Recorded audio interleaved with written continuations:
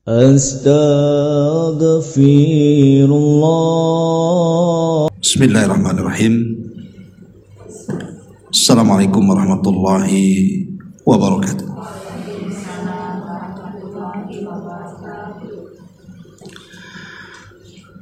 Alhamdulillah. Alhamdulillahilladzi nahmaduhu wa nasta'inuhu wa nastaghfiruh. Wa na'udzu billahi min syururi anfusina wa sayyiati a'malina may yahdihillahu fala mudhillalah wa man yudlil fala hadiyalah. Asyhadu an la ilaha illallah wahdahu rabbil la syarikalah wa asyhadu anna Muhammadan abduhu wa rasuluhu alladzi la nabiyya ba'da. Amma ba'du. Alhamdulillah, segala puja dan puji hanya milik Allah Jalla fi'ula. Salawat dan juga salam tak lupa kita iringkan kepada Rasul kita Nabi besar Muhammad sallallahu alaihi wa ala alihi wasallam. Tema yang diamanahkan kepada saya untuk dibahas pada pagi menjelang siang ini adalah tentang keutamaan birrul walidain dan bahayanya uququl walidain, durhaka kepada kedua orang tua. Pembahasan ini sebenarnya pembahasan yang umum dibahas oleh banyak para asatidz kita atau ustadz-ustadz yang lainnya, karena ini juga perkara yang memang sangat penting untuk dibahas. Karena Abdullah ibn Abbas radhiyallahu anhuma sampai mengatakan, ma min mu'minin lahu abawani fayusbihu wa yumsi wa huwa muhsinun ilaihima illa fatahallahu lahu babaini minal jannah. Kata Abdullah ibn Abbas radhiyallahu anhuma, tidaklah seorang muslim, seorang mukmin, lahu abwaban, bagi dia ada dua pintu, yang di pagi dan di sore hari dia terus memperbaiki dua pintu itu, kecuali Allah subhanahu wa ta'ala akan bukakan dua pintu itu dan mengarah ke surga. Apa yang dimaksud dua pintu yang mengarah ke surga di dunia ini? Artinya birrul walidain, berbuat baik kepada kedua orang tua. Kedua orang tua itulah pintu kita masuk ke dalam surga. Terkadang ada orang yang jauh mencari surga, sampai ke sana kemari, rupanya pintunya pula ada di rumah. Makanya ada seorang ulama salaf, kalau tidak salah namanya Hasan al-Basri rahimahullahu ta'ala.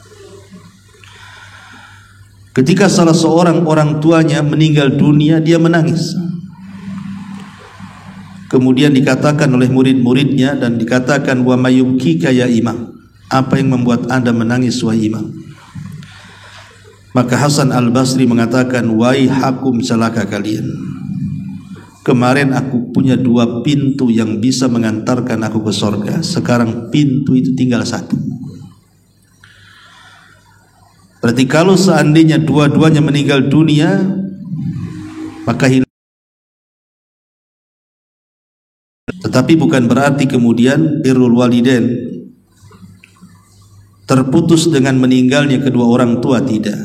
Ada juga cara kita berbuat baik kepada kedua orang tua kita walaupun sudah meninggal. Tetapi tentu berbuat baik kepada kedua orang tua semasa hidup itu jauh lebih afdal, lebih utama, lebih bisa memasukkan kita ke surga. Apa yang bisa diharapkan ketika keduanya meninggal? Hanya bisa mengantarkan doa dan mengirim pahala saja. Maka karena pentingnya membahas dua pintu menuju surga inilah, maka tidak ada masalah sekedar mengingatkan untuk saya pribadi dan juga ibu bapak sekalian tentang masalah birrul walidain ini. Karena ini nasihat bersama, bukan nasihat saya kepada jemaah saja, tetapi juga nasihat kepada saya pribadi.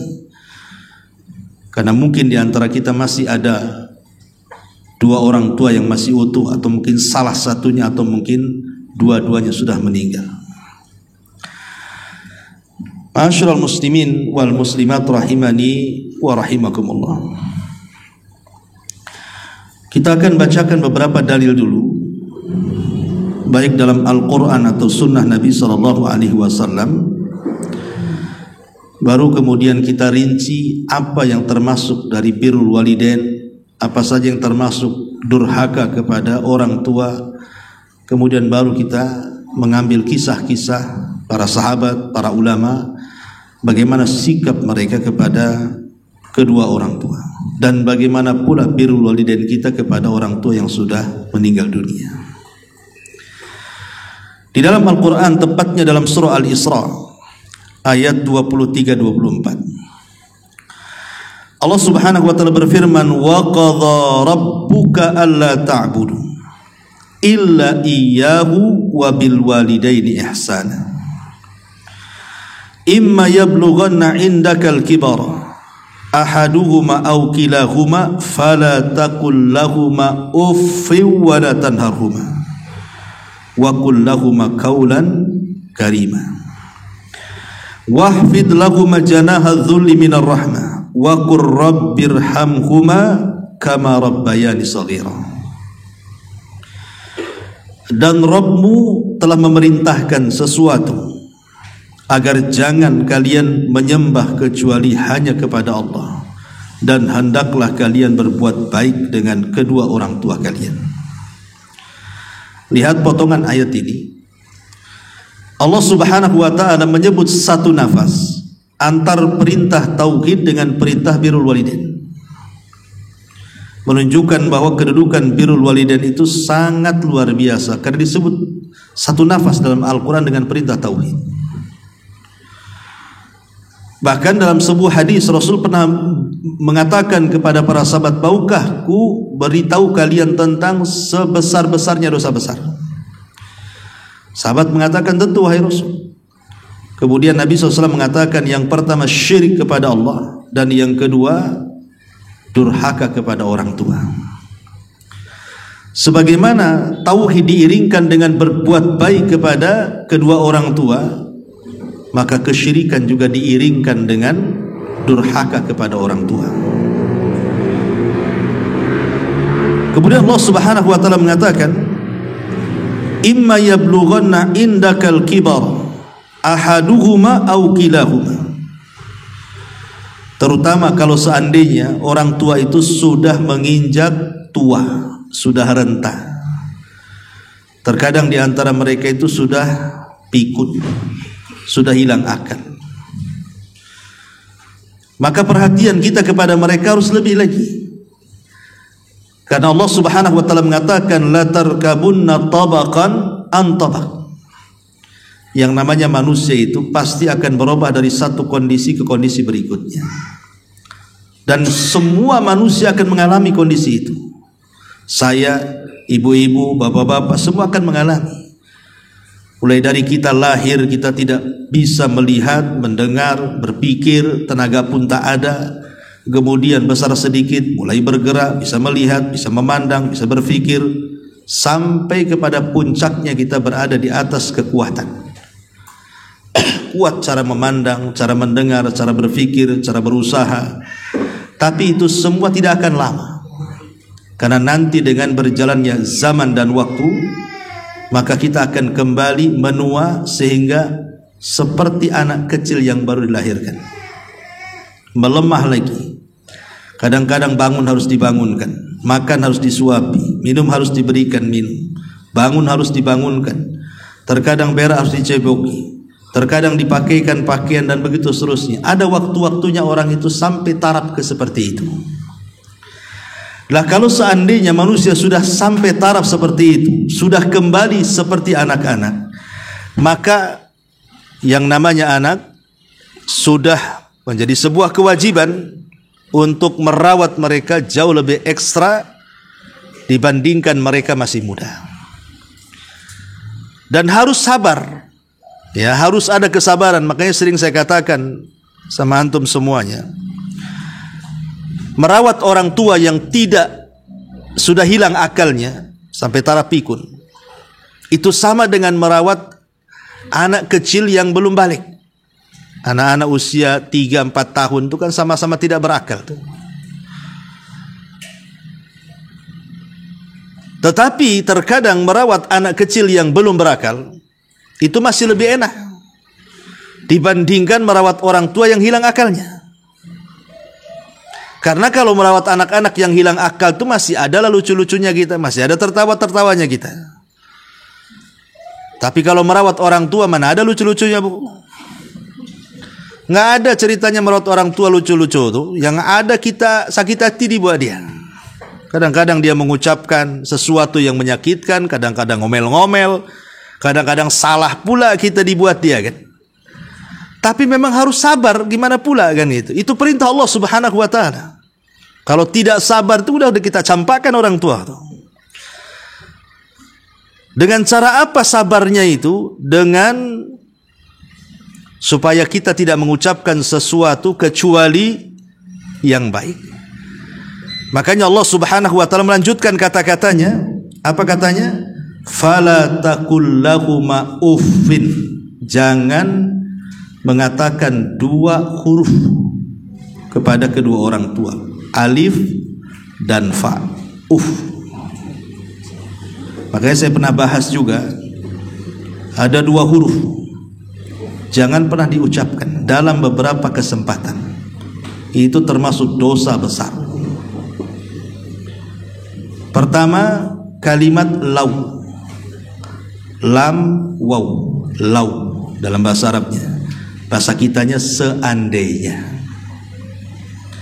Yang kedua dalam ayat ini, alif dan fa,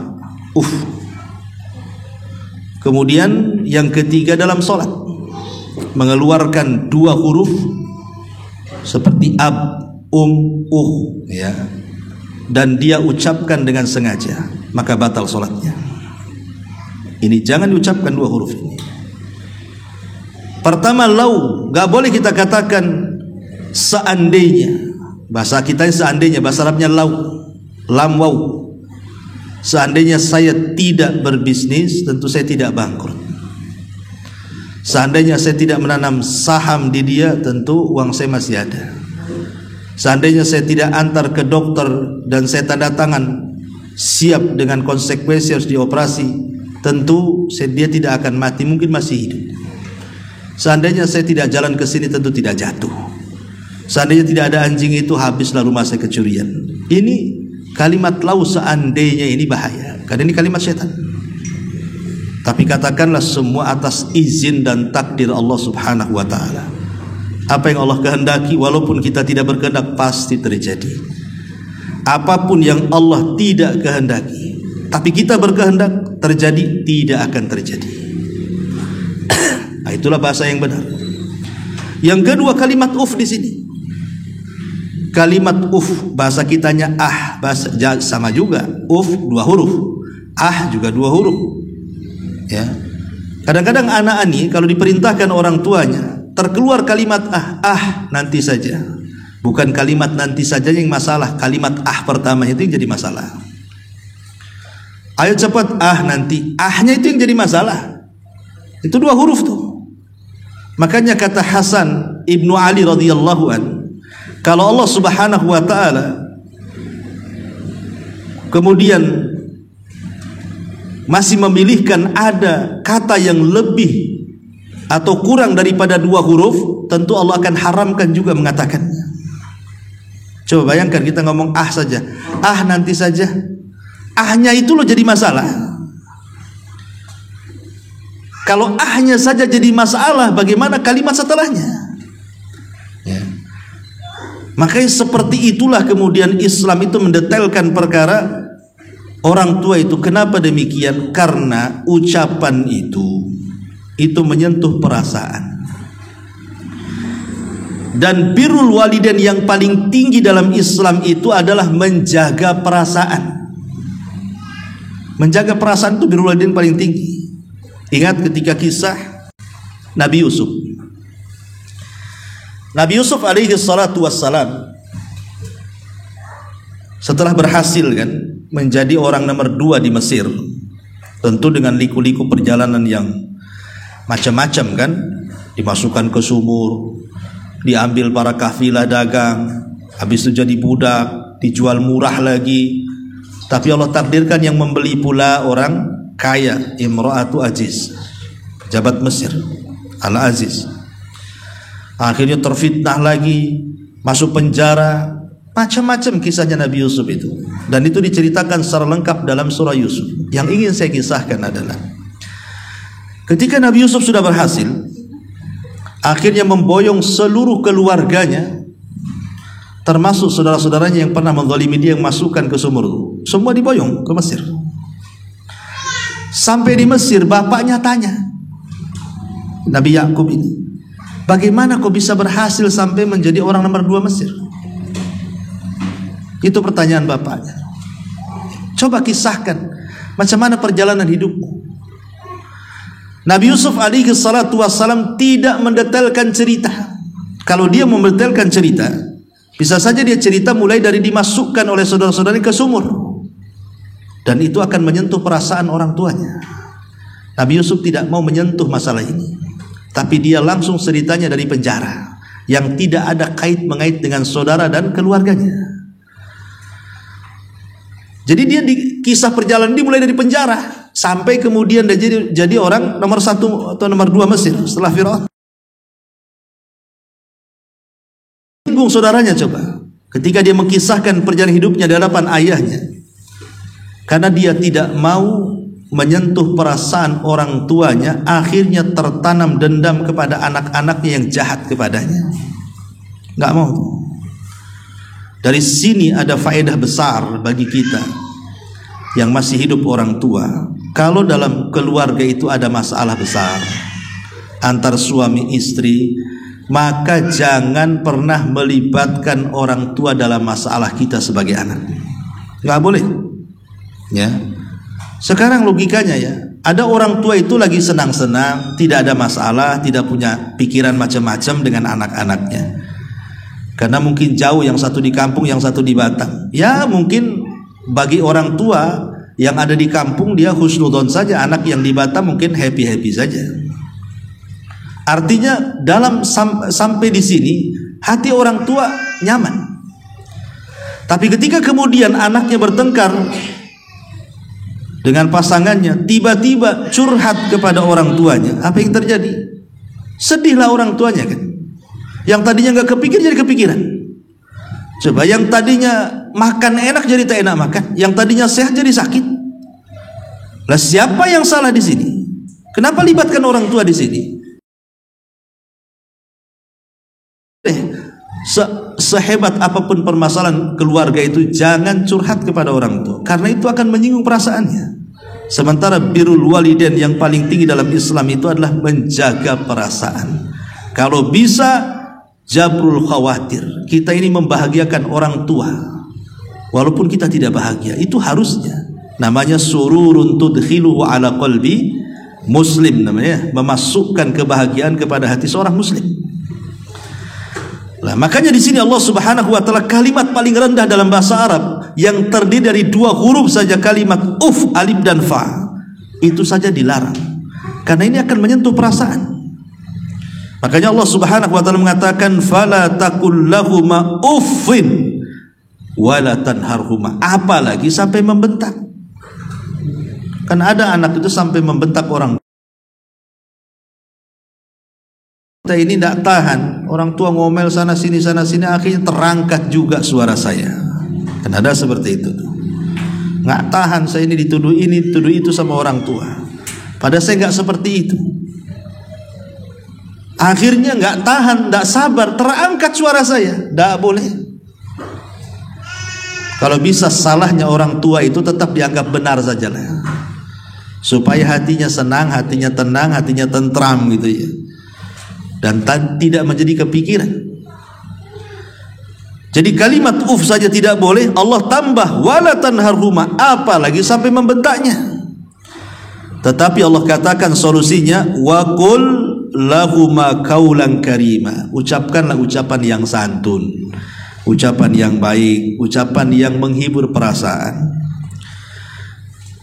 Kemudian Allah mengatakan, Allah ingatkan di sini, ingat, sehebat apapun anak di hadapan orang tua, mungkin orang tua tidak sekolah, hidup di desa, miskin, susah, anaknya pula sudah berhasil jadi bos, kaya raya, jadi pejabat, jadi apalah dari dunia-dunia ini. Ingat, yang namanya anak tetap anak. Gak bisa kita menyombongkan dengan dunia dan pangkat. Makanya Allah ingatkan di sini, wahfid lahuma janaha dzulli minar rahmah. Rendahkan sayap keduamu, rendahkan sayap kalian untuk keduanya. Disuruh merendahkan kita. Makanya jangan pernah menonjolkan title apapun di hadapan orang tua, kekayaan apapun di orang tua. Tetap kita ini anak, kita tetap anak. Orang tua itu tidak kenal jabatan kita, tidak kenal siapa kita. Taunya dia ingin mengatakan kamu itu anak saya. Itu yang taunya orang tua. Cuman satu, kamu itu anak saya. Mau nggak peduli kamu presiden, kamu menteri, kamu wali kota, kamu orang kaya, kamu bos, nggak peduli orang tua. Dia taunya kita itu anak dia. Makanya dari sini jangan pernah menyombongkan apapun di hadapan orang tua. Kemudian Allah Subhanahu wa taala ingatkan, kenapa demikian? Wa qur rabbirhamhuma kama rabb, supaya kita jangan sombong di hadapan orang tua, supaya kita jangan congkak, jangan besar kepala di hadapan orang tua. Ingat penggalan ayat terakhir. Wa qul, dan katakan, rabbirhamhuma, ya Allah rahmati keduanya, kama, di sini syahidnya, kama rabbayani shaghira, sebagaimana dia telah merawatku di waktu kecil. Ingat kecil-kecil kita dulu. Sebelum kita sukses dulu, ingat kecil-kecil dulu. Siapa yang nyebokin kita? Itu maksudnya. Siapa yang merawat kita? Kadang-kadang siap dia lapar, yang penting anaknya kenyang. Orang tua siap sakit, yang penting anaknya sehat. Dan begitu seterusnya.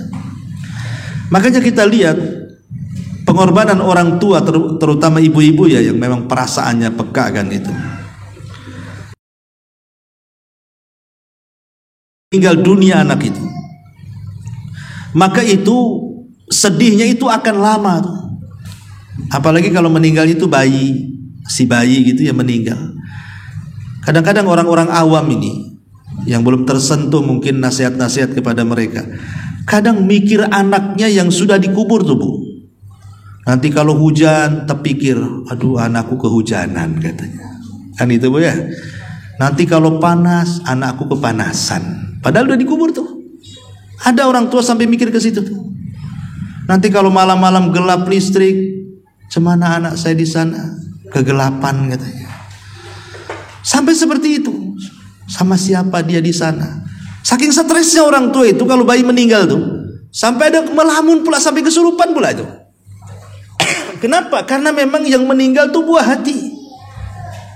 Beda kalau yang meninggal suami, cari lagi Bu ya. Apalagi yang meninggal istri. Besok ada melamar si anu tetangga sebelah teman itu. Jadi enggak, kalau yang pasangan yang meninggal itu kecuali memang dia cinta mati lah. Tapi umumnya kan cinta hidup biasanya. Kalau orang tua sebentar aja nangisnya, habis itu besoknya cari surat-surat tanah, mana warisannya kan itu. Tapi kalau anak yang meninggal itu beda. Bayi yang meninggal itu sangat beda sekali. Makanya kenapa kemudian syariat mengajarkan menghibur orang tua ketika meninggal anak. Nggak perlu sedih kalau anak meninggal itu, karena nanti anak itu jadi syafaat bagi orang tuanya. Seperti itulah pengorbanan orang tua kepada anak. Lah kita yang nggak tahu diri di sini. Kadang-kadang kita sudah kaya, sudah berpangkat, berjabat dan begitu seterusnya, petantang-petenteng pula depan orang tua. Siapa kamu ini? Kalau bukan karena Allah kemudian orang tua, nggak ada kamu ini. Nah ini yang harus dipahami tentang surah Al-Isra ayat 23 dan 24. Kemudian juga Allah mengatakan dalam surah An-Nisa 36-nya, Allah Subhanahu wa taala mengatakan wa'budullaha wa la tusyriku bihi syai'an wa bil walidaini ihsana. Dengan apapun dan berbuat baiklah kalian kepada kedua orang tua. Ini juga Allah sebutkan satu nafas antara tauhid dan berbuat baik. Kemudian Allah ulang lagi dalam surah Al-Ahqaf ayat 15. Wa wassaynal insana biwalidayhi ihsana. Dan kami wasiatkan kepada manusia untuk berbuat baik kepada orang tua. Subhanallah, ayat ini agung sekali.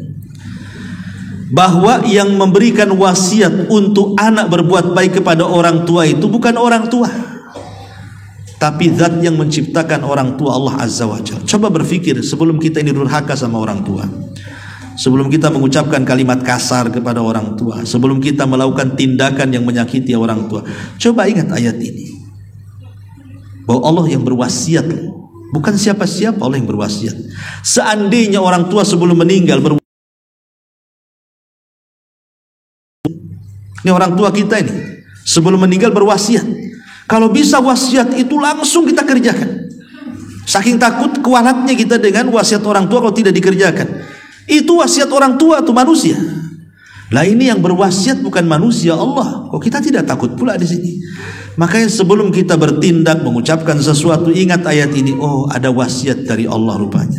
Jangan kita menyakiti orang tua dan berbuat baiklah kepada kedua orang tua. Akhirnya dengan melihat atau mendengar atau membaca ayat ini, tak jadilah kita mengucapkan itu. Ini wasiat Allah. Ya. Kemudian Allah Subhanahu wa taala mempertegas lagi dengan mengatakan hamalathu ummuhu kurhan wa wada'athu kurhan wa hamluhu wa fisaluhu 30 syahran. Kenapa demikian kita harus dengar wasiat? Bahwa ini yang berwasiat Allah ya. Kemudian Allah hendak mencoba memberikan renungan kepada kita, bahwa bagaimana ketika kita berada di kandungan orang tua kita ini. Allah katakan, ingat, ibunya yang sudah mengandungnya dalam kondisi kurhan kelemahan, ketidaksukaan. Ya, mungkin ibu-ibu yang merasakan, kalau bapak-bapak kan nggak merasakan bagaimana susahnya orang hamil tuh, jaga makan, kadang makan muntah pula. Kadang-kadang yang repotnya itu kalau sudah ngidamnya itu makan sabun pula. Ya. Saya waktu di Lamongan tuh kapan tuh ya, masih mondok di sana itu, jam 1 malam tuh, ya, istrinya pengen mangga. Naik manjat jam 1 malam tuh bapaknya minta cari mangga tuh. Nasi baik lagi musim mangga, coba minta mangga tuh. Ya. Orang awam kalau udah ngaji ya biarin aja lah kan. Pengen mangga bang, nggak ada. Sedang ini nggak peduli ya.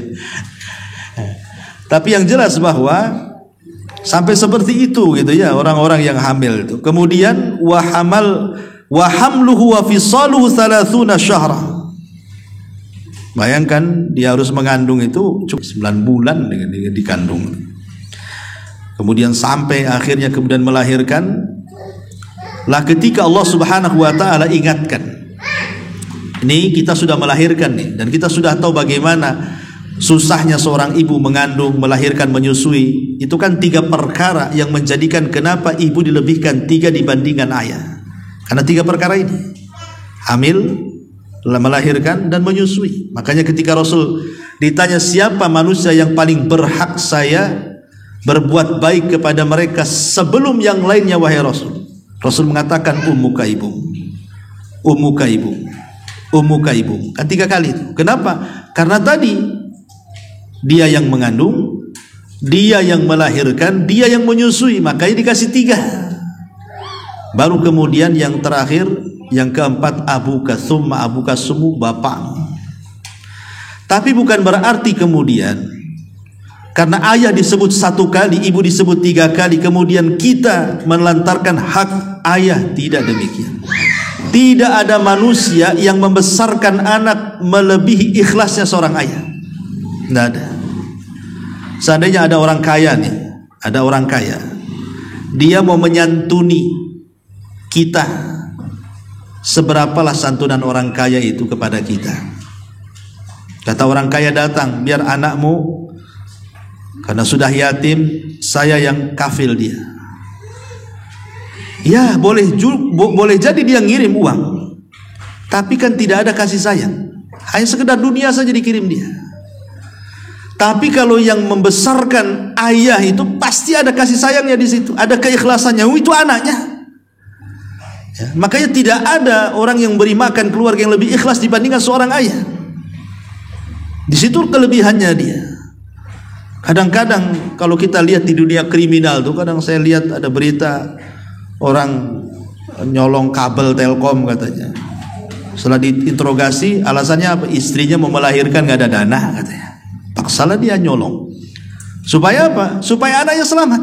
Sampai harus mencuri seperti itu. Walaupun itu kan haram dalam Islam. Tapi kita melihat bagaimana perjuangan seorang ayah itu demi anaknya gitu. Sampai ada yang nyuri. Padahal itu haram juga gitu. Jadi tetap juga hak seorang ibu dan ayah itu sama dalam Islam. Tapi kalau harus memilih antara ibu dan ayah, tentu ya ibu kan begitu ya. Karena bagaimanapun Rasul menyebut 3 kali. Makanya hak asuh kalau bercerai itu antara suami istri dan anaknya belum balik, maka secara otomatis pasti ke ibu. Kalau suami istri bercerai, anaknya masih dimanapun pasti kalah. Ya, karena bagaimanapun ibu lebih sayang dengan anaknya dan lebih bisa meramut anaknya dibandingkan suaminya. Lain kalau seandainya ibunya gila, ibunya ahli maksiat, gitu ya. Ibunya tidak punya akhlak, nah, lain lagi. Nah, maka suami berhak karena dikhawatirkan anaknya besar akhirnya meniru ibunya, itu dalam kondisi-kondisi tertentu kan. Tetapi secara umum bahwa hak asuh itu diberikan kepada seorang wanita. Kecuali kalau sudah barang seorang ibu ketika hak asuh jatuh kepada dia, didoktrinnya pula lah anaknya. Nah, anakmu tuh jahat, anakmu ini, bapakmu jahat, bapakmu ini, memang didoktrin betul. Akhirnya dipisahkan anak itu dengan bapaknya. Haram, dosa besar, tidak boleh. Ya, yang bercerai itu suami istri, anak tuh tidak punya salah apapun. Jangan didoktrin yang tidak-tidak. Dia ada bapak sendiri. Ya, kalau bisa dekatkan dengan bapaknya. Karena itu tanggung jawabnya kan begitu. Kembali bahwa di sini Allah Subhanahu wa taala ingatkan soal orang tua. Kemudian Allah mengatakan hatta idza balagha ashuddahu wa balagha 40 sanatan qala rabbi auzini an ashkura ni'mataka allati an'amta 'alai wa 'ala walidayya wa an a'mala salihan tardah wa aslih li fi dzurriyyati inni tubtu ilaika wa inni minal muslimin. Sampai apabila seseorang sudah mencapai umur asyuddah. Asyuddah itu sudah mencapai akalnya sempurna, dan itu di usia 40 tahun. Jadi kalau anak sudah usia 40 tahun, berarti kan orang tuanya sudah lebih tua daripada dia kan. Kalau kita ini usia udah 40 tahun, minimal orang tuanya ya di atas 50 atau 60 kan itu. Nah, mungkin sejajar orang tua dengan anak, pasti orang tua lebih tua. Lah ketika kemudian usia anak itu sudah mencapai 40 dan orang tuanya sudah tua kan itu, baru dia terasa. Biasanya di sini terjadi hukum karma bahasanya. Apa hukum karma itu?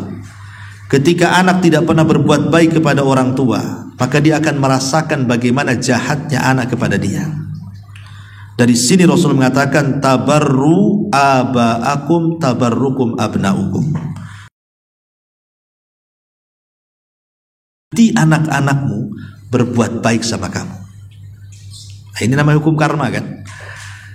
Berarti mafhum mukhalafahnya, kalau kalian tidak berbuat baik kepada kedua orang tuamu, jangan salahkan kalau seandainya anakmu berbuat jahat kepadamu. Itu maksudnya. Nah, nanti usia-usia 40 tahun baru terasa, karena biasa usia 40 tahun sudah punya anak kan, sudah punya istri, sudah punya anak, dan itu matang-matangnya orang. Usia 40 tahun baru berpikir. Ya, bayangkan pemimpin keluarga saja di usia 40 tahun kan, baru otaknya jejak gitu ya. Mana kalau mimpin satu Batam ya. ya usianya harus matang kan itu ya, jadi pemimpin itu. Baik, ma'asyiral muslimin yang dimuliakan Allah Azza wa Jalla, kembali bahwa Allah ajarkan ketika kita usia 40 tahun, maka kita berdoa kepada Allah Subhanahu wa taala, Rabbi auzi'ni, ya Allah anugerahkan kepadaku, an ashkura ni'mataka allati an'amta alaihi, agar aku bisa bersyukur akan nikmat-nikmat yang kau nikmatkan kepadaku, wa ala walidayya, dan agar aku tetap bersyukur kepada kedua orang tuaku. Kenapa di usia 40 tahun kita suruh berdoa seperti itu? Karena kita khawatir ya, khawatir ibu bapaknya di usia 40 tahun itu kita tidak berbuat baik maksimal dengan kedua orang tua.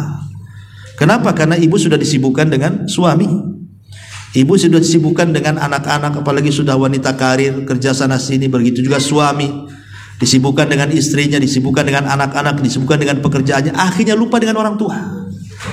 Makanya di usia ini kita berdoa kepada Allah, syukuri nikmatmu, tolong anugerahkan juga agar aku tetap berbuat baik kepada orang tuaku. Jangan sampai di usia 40 tahun itu justru makin jauh dengan orang tua. Ada satu kisah diceritakan Syekh, seorang saya bercerita. Jadi ada seorang laki-laki punya orang tua, dan Allah takdirkan yang masih hidup itu ayahnya, ibunya sudah meninggal. Karena sang ayah, beda dengan ibu ya, kalau ibu meninggal masih telaten lah perempuannya. Kalau laki-laki ditinggal meninggal istri, biasanya nggak telaten hidupnya. Jangankan lagi ditinggal istri, masih ada istri saja kadang-kadang nggak telaten seorang suami itu. Ya kan Pak kan? Kadang-kadang pulang ke rumah sarung letak mana, pakaian letak mana kan itu ya. Kadang nggak jelas. Jadi kalau sudah ada bapak ibu pulang seminggu, pulang ke rumah itu kayak kapal pecah kan Bu ya. Coba saja ibu tinggalkan bapak seminggu di rumah aja. Itu ya. Ibu jangan balik. Nanti setelah seminggu pulang, apa nggak kayak kapal pecah tuh rumah tuh. Ini belum dicuci, itu belum dipel, mana ada. Suami mah nggak seperti itu. Itu yang ada istri saya kalau ditinggal sebentar berantakan rumah tuh. Ya karena memang laki-laki memang, ya kecuali yang pembersih adalah kan gitu. Tidak menafikan, tapi umumnya laki-laki seperti itu. Bagaimana kalau ditinggal istrinya selamanya? Kacau hidupnya kan.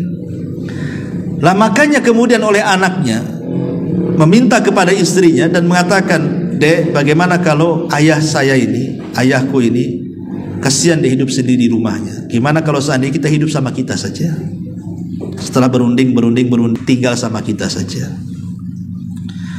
Ma'asyiral muslimin yang dimuliakan Allah Azza wa Jalla, namanya orang tua, sudah pikun, ya pikun. Akhirnya terkadang salah paham. Dari sinilah kemudian istri, karena mungkin suaminya mengalah, takut lama-lama bapaknya di situ mengganggu keluarganya. Akhirnya terpikir, bagaimana kalau seandainya ayahnya ini diletakkan di, ada yang ngurus, ada yang ngerawat gitu. Pikirnya kan begitu. Ngurus bapaknya.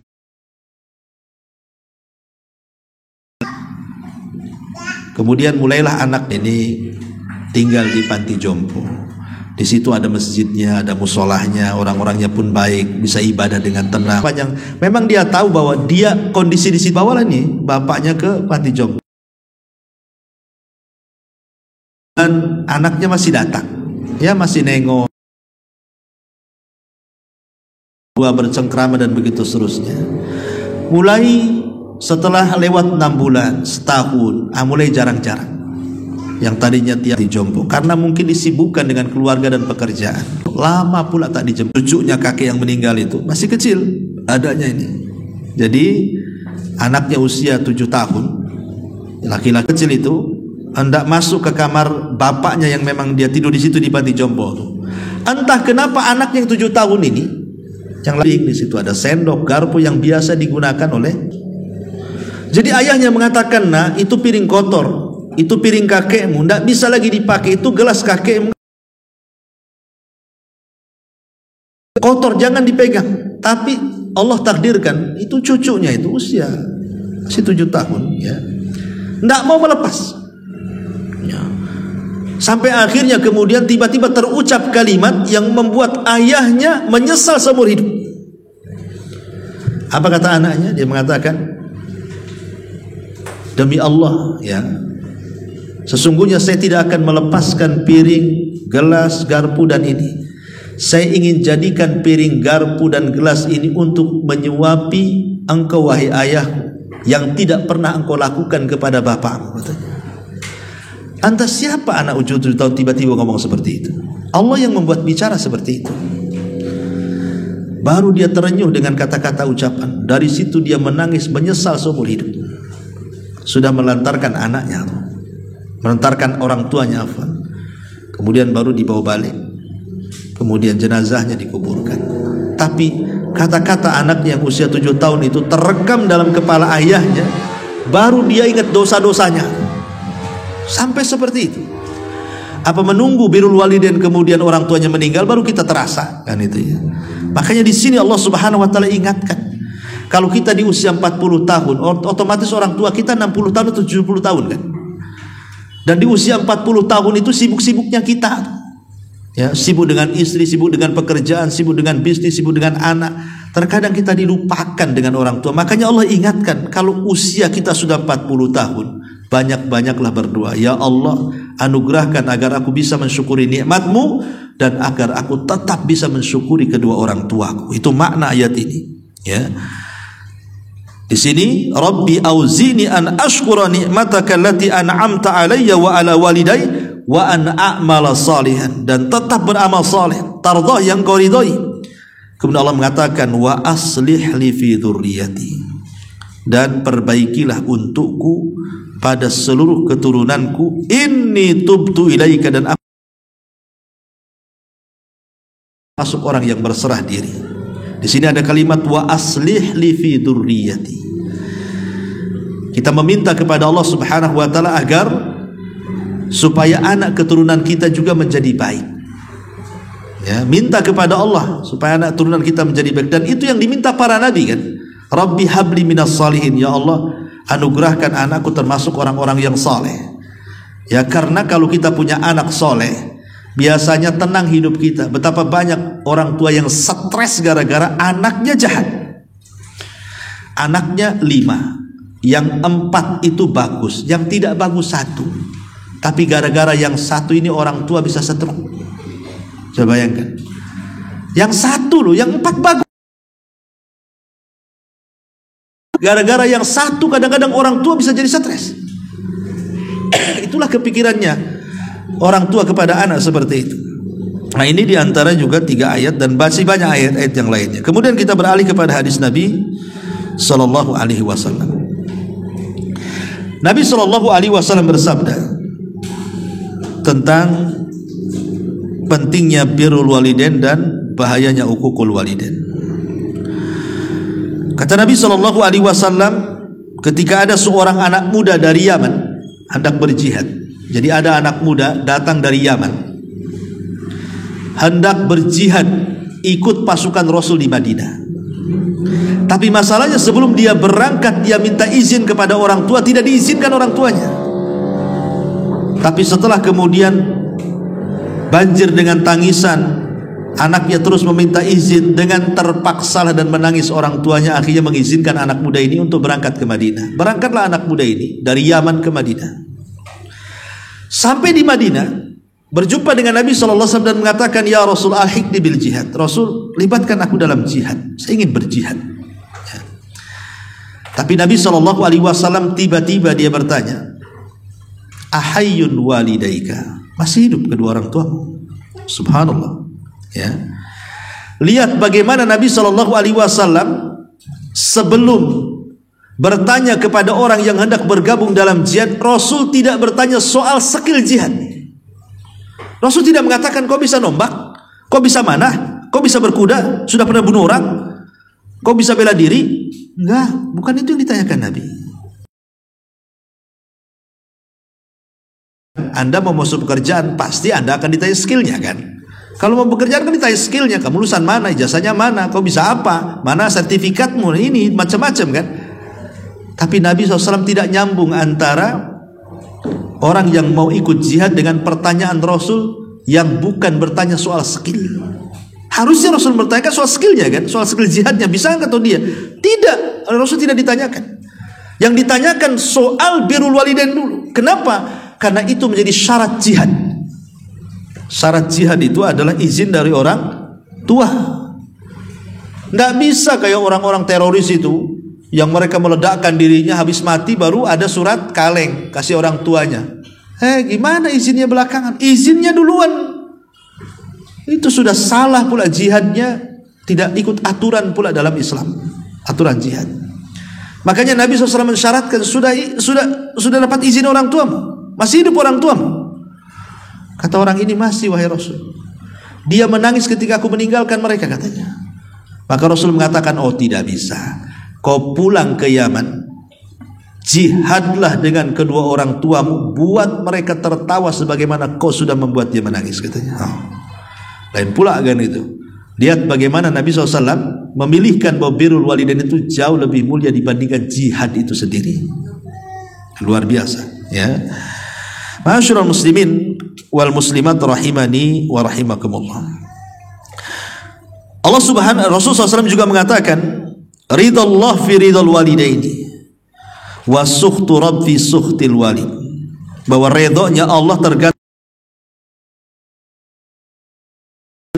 digantungkan dengan murka orang tua. Bahkan ada 3 kelompok yang tidak akan dilihat pada hari kiamat. Salah satunya al-aqu liwalidayhi, anak yang durhaka dengan orang tua. Tidak akan dilihat, tidak akan diajak bicara lagi, bahkan tidak akan dibersihkan. Bahkan bagi mereka azab yang sangat pedih. Salah satunya adalah al-aqu liwalidayhi, anak yang durhaka dengan kedua orang tua. Setelah kita tahu ini, sebagian dalil-dalil, kita tidak akan panjang karena banyak dalilnya. Kita akan mungkin masuk pada madzahirnya saja. Seperti apa sih bentuk birrul walidain dan seperti apa bentuk uququl walidain itu. Kita masuk pada uququl walidain dulu, baru kita masuk pada birrul walidainnya. Uququl walidain bahaya karena termasuk dosa besar. Bahkan Imam Zahabi rahimahullahu taala, Imam Zahabi mengarang satu kitab namanya Al-Kabair, dosa-dosa besar. Lah salah satu dosa besar di awal-awal kitab yang beliau cantumkan adalah uququl walidain, durhaka kepada orang tua. Karena itu satu di antara 7 dosa yang disebut dengan al-mubiqah, yang bisa membinasakan pelakunya. Bukan hanya di akhirat, di dunia saya sudah binasa. Karena Nabi SAW mengatakan ada 2 dosa yang ancaman hukumannya disegerakan di dunia sebelum akhirat. Jadi ada 2 dosa yang azabnya itu loh sebelum akhirat, di dunia sudah. Durhaka kepada orang tua. Yang kedua, zalim, orang yang berbuat zalim kepada orang, dan orang yang durhaka kepada orang tua. Ini 2 kelompok ini disegerakan hukumannya di dunia sebelum akhirat. Di akhirat sudah jelas hukumannya, di dunia juga sudah jelas hukumannya. Berapa banyak anak yang tidak hidup bahagia hidupnya, ada saja masalah. Coba, ini belum selesai datang masalah yang lain, masalah yang belum selesai datang lagi masalah, seolah menumpuk masalah itu. Jangan-jangan salah satu banyaknya masalah dalam kehidupan kita itu karena kita mungkin kurang berbuat baik dengan orang tua. Tidak berkah hidupnya. Itulah boleh jadi hukumannya, nggak diberkahi di hidupnya di dunia itu.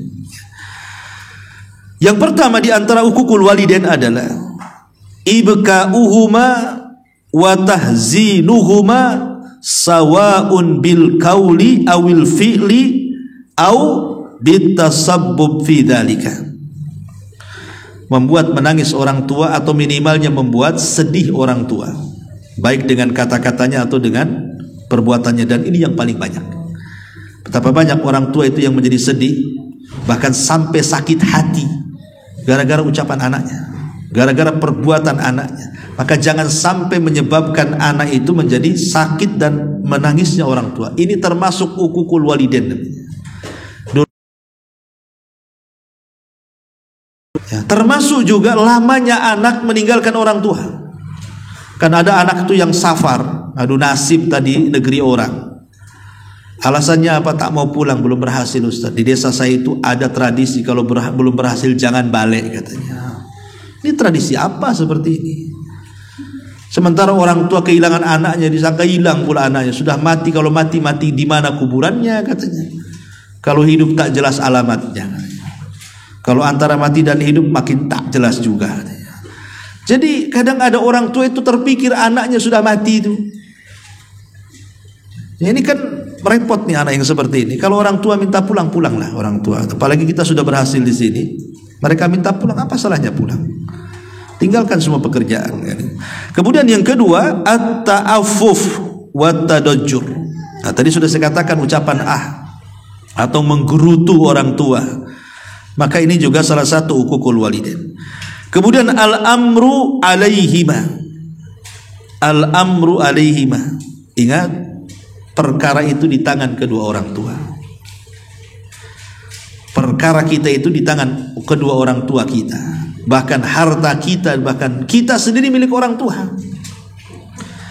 Makanya ada istilah, kalau kita tidak bisa membuat orang tua tertawa, janganlah kita buat mereka menangis. Kalau kita tidak bisa membuat orang tua kita ini kaya gitu ya, minimalnya jangan menyusahkan mereka. Kalau tidak bisa kita ini mengucapkan kalimat yang santun kepada orang tua, minimalnya diam. Nah, gitu maksudnya. Karena bagaimanapun urusan-urusan kita ini tidak mungkin terkait lepas dari orang tua, tidak. Ya. Kalau masih orang tua masih hidup, apapun terkadang masih terkait dengan mereka.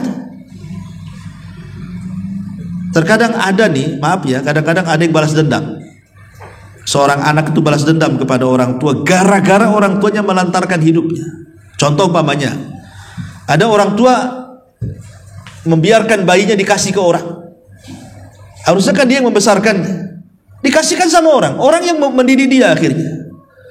Atau dengan sengaja membuangnya, ditaruh di pintu rumah. Karena saya pernah mengalami juga.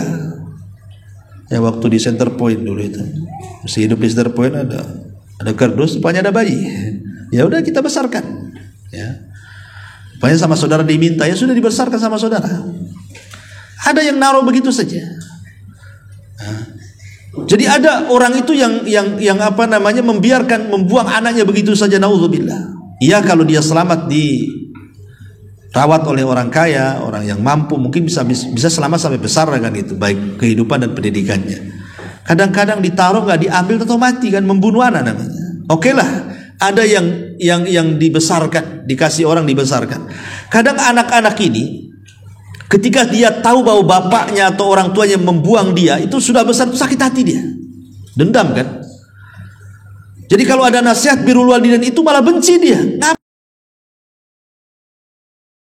Buang dia, saya taruh di panti asuhan, macam-macam kan. Ini yang harus diluruskan seperti ini. Kita katakan kepada anak yang seperti ini, ya, berbuat baik kepada orang tua itu bukan sistem barter, bukan. Berbuat baik kepada orang tua itu perintah Allah. Itu yang harus ditanamkan. Berbuat baik itu bukan sistem barter. Kalau bukan orang tua baik, kita baik. Orang tua tak baik, saya tak baik. Kalau orang tua mendidik saya dengan baik, saya pasti akan baik sama dia. Bukan itu. Tapi perintah berbuat baik kepada orang tua itu karena Allah yang perintahkan. Soal orang tua jahat kepada kita, orang tua baik kepada kita, urusan dia dengan Allah. Tapi berbuat baik saya dengan orang tua itu adalah perintah Allah. Ketika ini yang ditanam, tidak akan ada dendam dalam hati. Itu ada pertanggungjawaban sendiri di hadapan Allah. Kita nggak ikut campur di situ. Urusan orang tua kita menitipkan kita di panti asuhan, itu ada urusan sendiri, tanggung jawab dia dengan Allah. Tapi kita sebagai anak jangan pernah melihat ke situ. Dia orang tua saya. Mungkin kita husnudzon lah, mungkin dia dulu membuang saya karena tidak mampu, karena miskin, karena apa. Coba berhusnudzon dulu. Dan tanamkan bahwa tetap saya akan berbuat baik sama orang tua saya, walaupun dia membuang saya. Karena ini perintah Allah. Bukan perintah orang tua berbuat baik kepada orang tua. Perintah berbuat baik kepada orang tua itu perintah Allah. Nah, itu tanamkan. Terserah orang tua mau jahat mau. Nah, ini kalau ditanamkan yang seperti ini, anak itu jadi soleh semua tuh. Tapi masalahnya umumnya kita ini kadang-kadang berbuat baik kepada orang tua itu karena mengungkit masa lalu. Gimana Ustaz saya akan berbuat baik pada orang tua? Orang tua saya seperti itu sama saya. Kan? Akhirnya selamanya kapan kita jadi anak soleh kalau begini? Kalau kemudian berbuat baik kepada orang tua itu sistem barter, kalau dia baik saya baik, dia buruk saya buruk. Bukan itu. Ini bukan agama. Ya, agama itu yang memerintahkan kita berbuat baik Allah, ingat Allahnya. Cukuplah kebaikan orang tua itu karena Allah, kemudian mereka adanya kita. Sekalipun kita dibuang. Ya. Seandainya orang tua itu mau membunuh kita ketika bayi, bisa saja. Brojol dicekik, mati kita. Hidup antum? Nggak akan hidup. Nah, cukup dengan keberadaan orang tua itu adanya kita gitu. Itu saja sudah luar biasa. Karena ketika orang tua melahirkan kita, satu hentakan nafas saja tidak bisa dibandingi kebaikan kita sedikit pun. Makanya Ibnu Umar ketika ada orang menggendong orang tuanya itu tawaf, haji loh, bukan umroh. Haji itu 6 hari. Tapi orang tuanya digendong. Lelah letih dia menggendong orang tuanya sampai selesai manasik haji. Datang dia kepada Ibnu Umar radhiyallahu anhu dan mengatakan, wahai Ibnu Umar, sudahkah kebaikan berbuat baik membesarkan kita? Kok kita kurang ajar? Seandainya orang tua tidak baik sama kita aja, kita tetap berbuat baik sama mereka. Apalagi mereka baik. Adalah qillatul adab ma'al sedikitnya adab bersama ibu ataupun bapak. Bahkan Ibnu Abbas itu pernah ditanya. Ibnu Abbas, birrul walidain itu seperti apa? Kata Ibnu Abbas, jawabannya panjang. Ya sudah kalau gitu, apa sih hukukul walidain itu? Durhaka kepada orang tua itu. Lihat Ibnu Abbas mencontohkan perkara ringan. Kata Ibnu Abbas, kalau engkau mengebutkan pakaianmu, ya, menghempaskan pakaianmu seperti ini, kemudian dalam pakaian itu ada debu, kemudian melayang dan menempel di muka orang tuamu, itulah hukukul walidain. Itulah hukukul walidain, durhaka kepada orang tua. Hanya mengebutkan, tah ibu lagi bersih-bersih apa gitu, taplak meja atau gorden atau apa, mungkin berdebu, tiba-tiba dihempas gitu, debunya kemudian melayang kena pula muka orang tua, maka itu disebut hukukul walidain. Sampai seperti itu. Makanya kalau kamar kemana dulu kan, supaya jangan terkena debu gara-gara sapu kita. Karena Ibnu Abbas ini menganggap hukukul walidain, yang seperti ini dianggap hukukul walidain, semana pula yang besar daripada itu. Nah, makanya kemudian penting seseorang itu memahami soal hukukul walidain. Wallahu alam. Ini pembahasan masih panjang, tapi sudah jam 11.13. Saya minta maaf ya, karena saya ada tamu dari Singapura pula. Zuhur, waktu kesana juga perlu waktu. Saya minta maaf sampai di sini dulu. Insyaallah kita lanjutkan di lain kesempatan. Subhanakallahumma bihamdika, asyhadu an la ilaha illa anta, astaghfiruka wa atubu ilaik. Allahu taala alam. Assalamualaikum warahmatullahi